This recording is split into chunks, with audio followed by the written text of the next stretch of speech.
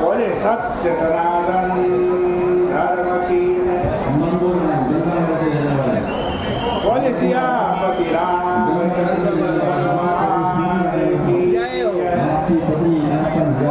पतित पावनी कलियुग हारिणी मंगलकारी मोक्षदायी माँ गंगा मैया का ये पवित्रतम तीर्थ हर की पैड़ी ब्रह्मकुंड हरिद्वार है। निरंतर भगवान श्री राम जी की चर्चा भगवान श्री रामचरितमानस से आप श्रवण कर रहे हैं और साथ में वैशाख महात्म की भी कथा सुन रहे हैं। विभीषण भगवान श्री राम जी की शरण में पहुंचा। एक चौपाई है तुलसीदास क्या कह रहा विभीषण भगवान से कि तुम कृपाल जा पर अनुकूला तुम कृपाल जा पर अनुकूला व्याप त्रिविध भवशूला दाहिन व्याप त्रिविध भवशूला कह रहा है प्रभु राम जी से कह रहा है जिनके आप अनुकूल हो जाए उनके ऊपर इस संसार के 3 शूल हैं। शूल 3 शूल उसके ऊपर ये तीनों शूल कौन से शूल है? आदि भौतिक आदि देवी और आध्यात्मिक। इन 3 शूलों से जीव त्रस्त है। तो कहता ही न व्याप भगवान राम जिसके अनुकूल हो जाएंगे ताही न व्याप त्रिविध भवशूला। तीनों प्रकार के शूल उसको व्याप्त नहीं होंगे, व्याप्त नहीं। इस पंक्ति के अंदर जिस सिद्धांत का प्रतिपादन किया गया है ना उसकी वास्तविकता पर विश्वास कर पाना सरल प्रतीत नहीं होता। क्या कह रहे हैं कि ब्रह्म जी जिनके तुम अनुकूल हो जाओगे उनको फिर त्रिविध शूल व्याप्त नहीं होंगे।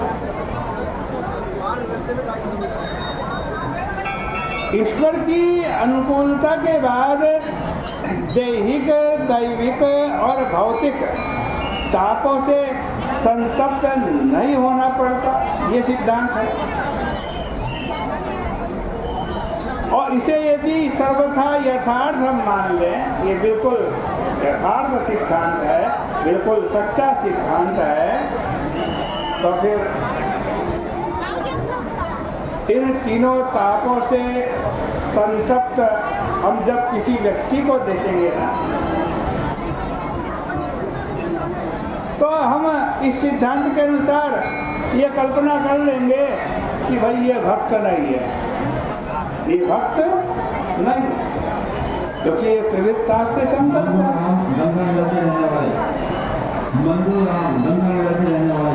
या इसके ईश्वर अनुकूल नहीं है। इन दोनों प्रकार के निष्कर्षों को स्वीकार करने में सबसे बड़ी समस्या यह है कि सारे पुराण अथवा इतिहास में क्या कोई भी एक भक्त भी कोई ऐसा हुआ है जिसे त्रिविध पापों में से किसी न किसी से संतप्त न होना पड़ा हो? ऐसा कोई दुनिया में हो? स्पष्ट रूप से इसका उत्तर भाई साहब ने दे दिया नकारात्मक। नकारात्मक ही है। बड़े बड़े भक्त हुए, शंकराचार्य जैसे हुए हैं, उनको भी आज ये भौतिक ताप तो स्वयं हम दुनिया ने देखा।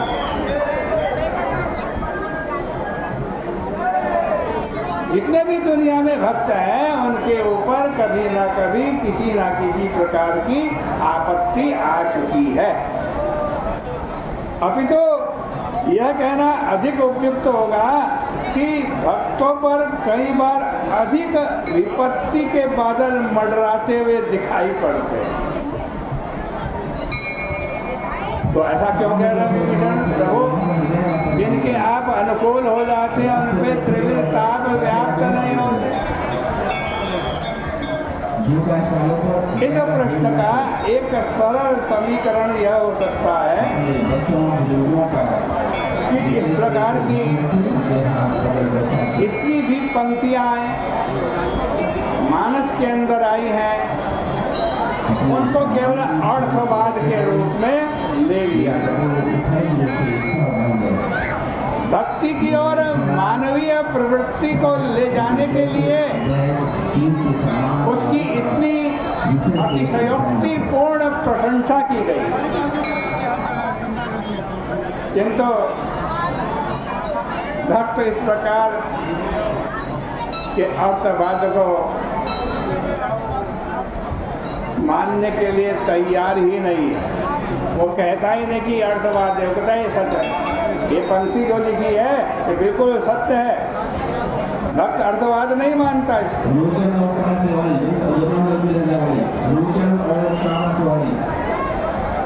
तब इस प्रश्न का समाधान पाने के लिए इस चौपाई में 3 शब्द हैं, उन पर थोड़ा विचार कर ले तो समझ आ जाएगी बात। 3 शब्द, एक तो ताहि न व्याप, ताहि न व्याप। ये शब्द बड़े महत्व के हैं, इनको हृदयंगम करना होगा तब चौपाई का अर्थ समझ में आएगा। देखो इस पंक्ति में ये दावा नहीं किया गया है कि प्रभु की अनुकूलता होने पर त्रिविध प्रकार के शूल नहीं आते, ये नहीं कहा। इसके स्थान पे व्याप्त कहा गया। व्याप्त 3 प्रकार के शूल व्याप्त नहीं होते, ऐसा कहा गया। अब व्याप्त होने का अर्थ क्या है? व्याप्त होने का मतलब है पूरी तरीके से ढक जाना। व्याप्त का मतलब पूरी तरीके से ढक जाना। ईश्वर के लिए ठीक इसी शब्द का प्रयोग किया जाता है। क्या कहा जाता है? ईश्वर सारे संसार में व्याप्त है। इसका तात्पर्य यह है कि दुनिया में कोई ऐसा कण नहीं है जिसमें ईश्वर ना हो,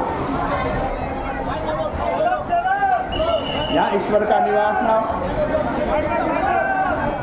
अब देखो भक्तों के जीवन में त्रिविध ताप आने के दृष्टांत दिए जाते हैं कि भक्तों के जीवन में भी बहुत ताप आते हैं, बहुत कष्ट आते हैं, बहुत दुख आते हैं। किंतु इसकी विशेषता यही थी कि इस प्रकार की घटनाओं से वे सरलता से विचलित नहीं होते। जो अप्रिय घटनाएं भक्तों के जीवन में घटित होती हैं उन्हें देखने की एक भिन्न दृष्टि भी उनके पास विद्यमान रहती है। मानस में विविध प्रसंगों के माध्यम से इस रहस्य को हृदयंगम किया जा सकता है।